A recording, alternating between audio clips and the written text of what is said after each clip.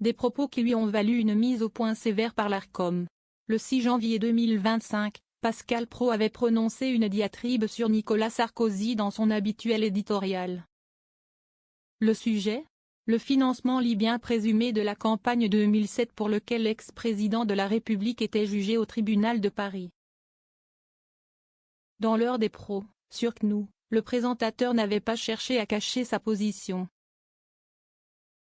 Il avait prononcé des mots plus que subjectifs sur le jugement à venir de l'époux de Carla Bruni. Que penser d'un procès où les preuves manquent? Que penser d'une accusation qui, jusqu'à ce jour, n'a pas apporté des éléments tangibles pour une condamnation et s'appuie sur les déclarations changeantes d'un homme qui refuse de comparaître devant la justice française, M. Takieddine. C'est tout l'enjeu d'un procès qui montre l'entêtement, pour ne pas dire l'acharnement de la justice française à désigner Nicolas Sarkozy comme un coupable dans de nombreuses affaires.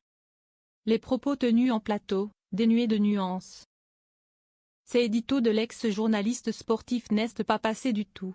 Le gendarme de l'audiovisuel a jugé que les propos tenus en plateau, dénués de nuances à l'égard du procès alors en cours, ne satisfaisaient pas aux exigences de mesure, de rigueur et d'honnêteté dans le traitement des procédures judiciaires, en méconnaissance des dispositions de l'article 3 de la délibération du 18 avril 2018.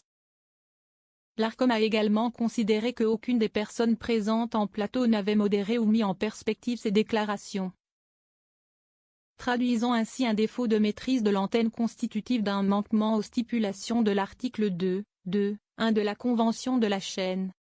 Pascal Praud rappelé à l'ordre par l'Arcom. Pour l'instant, pas de sanction. Juste un rappel à l'ordre. L'autorité de régulation a demandé à la chaîne de montrer une vigilance accrue quant au respect de ses obligations à l'avenir.